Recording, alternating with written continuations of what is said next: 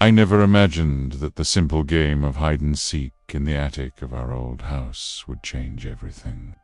That summer of 1963, my friends and I would play while the world outside went on unaware. But when I hid behind a stack of old boxes, I found something that was never meant to be found. A letter. Aged, and with handwriting I recognized, but couldn't understand why it was there. What started as an innocent game turned into a discovery that would reveal family secrets no one dared to speak of.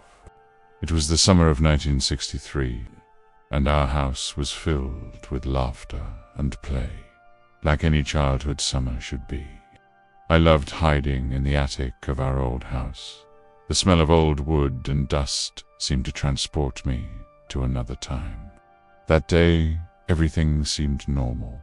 I was hiding, as I always did, among the boxes and old family relics that never got used. But something caught my attention. As I crouched behind a pile of books and old photos, I found a yellowed letter. It had my mother's name and a date on it. It wasn't just an ordinary letter, and I knew at that moment that this wasn't something I was supposed to find. But what was written in it made me question everything I thought I knew about my family. If you've ever had a discovery like this, share your thoughts in the comments and tell me where you're watching from.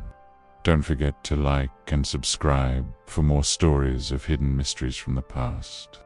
The letter was small, yellowed with age. Its corners curled as though it had been folded and unfolded many times. The ink, once dark and clear, was now faded, but I could still make out the familiar handwriting. My mother's. But what was it doing there? Tucked away in the attic, hidden behind all those old boxes and forgotten relics. I carefully unfolded it, my fingers trembling. It was dated from the summer of 1949, a year before I was born. The letter seemed like a simple note at first, but as I read, it became clear that this wasn't something meant for anyone to find.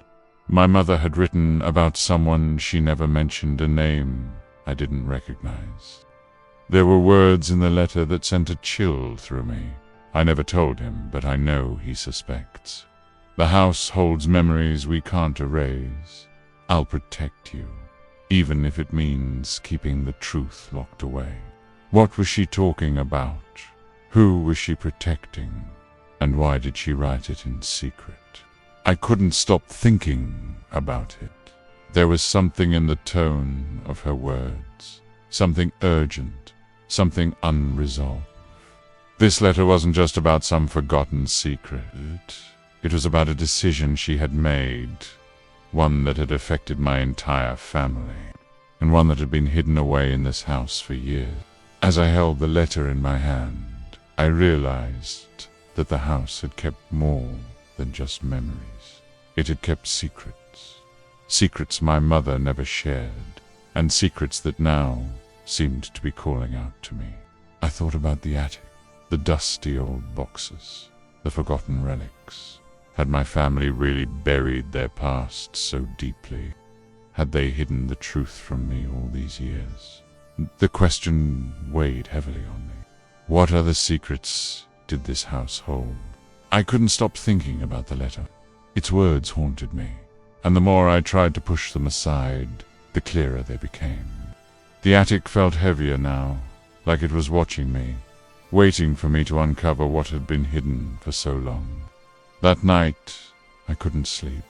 I tossed and turned, replaying the letter in my mind. Who was my mother protecting? What truth was she hiding? The next day, I couldn't shake the feeling that there was more to the letter than just a hidden confession. I decided to search the attic again, this time more methodically, hoping I could find something that would connect the dots. The house was silent, as if it, too, was holding its breath, waiting for me to uncover what had been concealed for so many years. I opened the boxes one by one, pulling out old photographs and keepsakes. None of it made sense. Everything felt like a puzzle with missing pieces. I was just about to give up when I noticed a small, worn book tucked beneath a pile of old magazines. It wasn't much, just a small journal, leather-bound and faded with age. I picked it up carefully, as if it might crumble in my hands. It wasn't my mother's handwriting inside. The journal was filled with notes, sketches, and strange symbols. The further I flipped through its pages, the more I felt like I was opening a door I wasn't meant to. There were names I didn't recognize, places I'd never heard of, and phrases that seemed to make no sense at all. But one name stood out: Samuel Moore. I ran my finger over the name, a shiver running down my spine. I'd heard that name before. Samuel Moore was my grandfather's best friend, but no one in the family ever spoke of him. He had disappeared years ago, under strange circumstances. My grandfather had always been tight-lipped about it, and I had assumed it was just another old family story. But the journal wasn't just a collection of random thoughts. It was a record, a detailed account of something important, something that had to do with my family, something I wasn't ready to understand. I couldn't ignore the feeling that the more I uncovered, the closer I was getting to something much larger than I ever anticipated. This wasn't just about family secrets anymore. It was about a story that had been buried for decades, waiting for someone to finally dig it up. I couldn't shake the feeling that the journal was the key to everything, yet I couldn't fully understand it. The sketches, the strange symbols, and the name Samuel Moore kept spinning in my mind. What did it all mean? Who was Samuel Moore? And why had my family buried his memory so deeply? That night, I spent hours poring over the journal, trying to make sense of the chaotic notes. Some pages were faded, barely legible, but others were clear enough to make out a chilling pattern. Samuel Moore hadn't just been a friend to my grandfather. He was something more, something my family had tried to erase. There were references to a deal between them, a promise made in secrecy, and phrases that sent shivers down my spine. We agreed to keep it hidden forever. The house will protect us. The truth cannot come to light. I felt a rising sense of unease. The more I read, the clearer it became that the house where I had spent my entire childhood, was central to whatever secret had been kept from me. I couldn't ignore it anymore. There was something in that house, something hidden within the walls, that had to do with Samuel Moore, with my grandfather, and with a choice that had been made long before I was born. The next morning, I decided to search again, this time with a new purpose. I couldn't keep putting it off. I needed to uncover the truth, no matter how unsettling it might be. I went down to the basement, where the old, musty smell of forgotten things filled the air. The basement had always made me uncomfortable, but there was no time for fear now. I moved toward the farthest corner, the one my grandfather always avoided. The area was cluttered with old furniture, boxes of unused items, and forgotten tools. But something was different this time. It felt as though the air itself was heavier, as though the walls were closing in around me.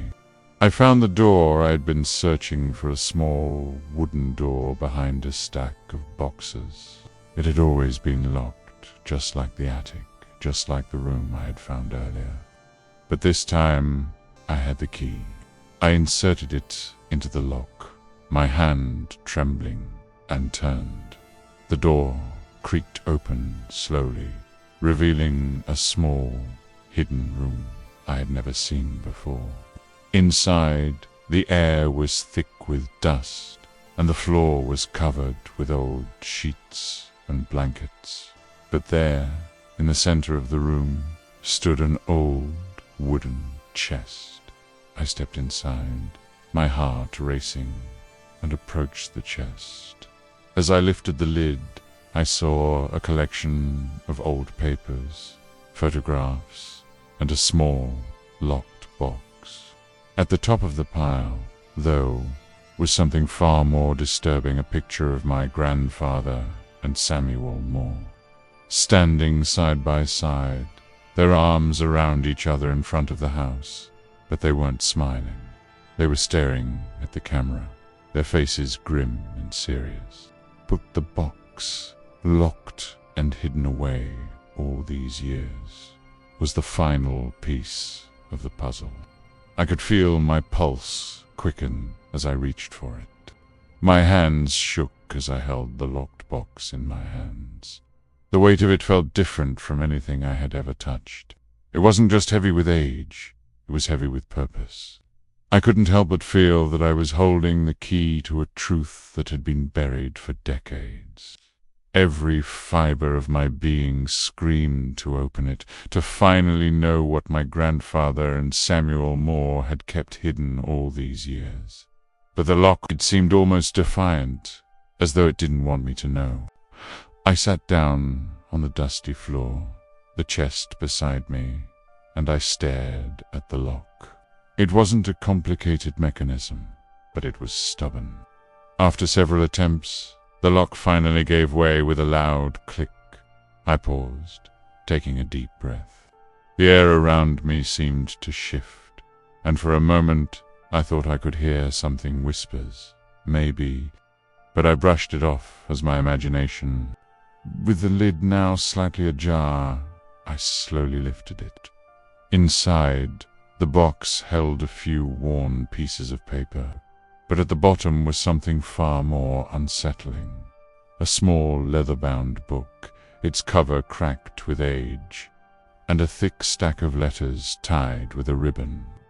The book was marked with a strange symbol on the cover, one I didn't recognize, but it felt familiar somehow, like something I had seen before but couldn't quite place. I pulled the book out first, the pages old and brittle. The writing was in a neat, precise hand. But what caught my attention was the date on the first page, 1945. The book didn't seem like a diary, but more like a ledger, a record of events. As I flipped through the pages, I found references to meetings, names I didn't recognize, and cryptic phrases like, "The house holds what we seek." What was this about? What was so important that my grandfather and Samuel Moore had to record it? And why had it been hidden in such a secret place? My fingers trembled as I reached for the letters. The first one, yellowed with age, was sealed with a red wax stamp. I carefully broke the seal, unfolding the letter with cautious hands. As I read, the words sent a chill down my spine. "We've made a deal. The house will keep us safe, and the truth will never be revealed, no matter the cost." The truth. What truth were they talking about? And why was it so dangerous that it had to be locked away in this hidden room? My heart pounded in my chest. I had uncovered so much, but with every new discovery, the questions only grew deeper. What had my family been involved in? What had Samuel Moore been trying to protect? And why had it all been buried in this house for so long? I couldn't turn back now. I had to know the full truth, and I was determined to find it, no matter what it took. I couldn't stop thinking about the letter and the words that had been written in it. The house will keep us safe, and the truth will never be revealed. What did that mean? My mind raced as I stared at the documents, my hands trembling with anticipation. The weight of the truth was suffocating, and I knew there was something hidden in this house that I wasn't prepared to face. I moved quickly, flipping through the pages of the leather-bound book, desperate for answers. The names, the cryptic symbols, they were all pieces of a puzzle I wasn't sure I wanted to solve, but I couldn't stop. The more I read, the more I realized how deep my family's secret ran. In the last pages of the book, I found a final entry, written in a shaky hand. We made a terrible mistake. The house is not just a home. It holds something we cannot control. I fear it may already be too late. The words hit me like a punch to the gut. The house wasn't just a house. It was part of the secret, part of whatever deal my grandfather and Samuel Moore had made. But what was inside the house that they couldn't control? What was so dangerous that they had to hide it from the rest of the world, and even from me? I stood up, my heart racing. I had to know what was hidden in this house, what my grandfather had been protecting for all these years. I couldn't leave the questions unanswered. Not now. Not when I was so close. I rushed back to the attic, the place where it all began. The light was dim, but I could still see the edges of the boxes I had moved earlier. There was one box I hadn't opened, one that had been left behind in my frantic search. I approached it carefully, as if it held the final piece of the puzzle. I took a deep breath and opened it. Inside, wrapped in an old cloth, was a small wooden box. The box was small enough to fit in the palm of my hand, and it was engraved with the same symbol I had seen in the book. I carefully removed the cloth, my hands shaking as I unlocked the small brass clasp. When I opened it, I wasn't prepared for what I saw. Inside was a small key, and beneath it, a photograph. The photograph showed my grandfather and Samuel Moore again, but this time they were not standing side by side. They were kneeling in front of a door, the very same door I had just unlocked in the basement. The door was cracked open, revealing something dark and ominous inside. There was a look of terror on their faces. The key in my hand seemed to pulse with meaning. It was the key to that door, the door that had been locked away for decades, the door that held the final truth. I knew then that I had uncovered the last secret of the house.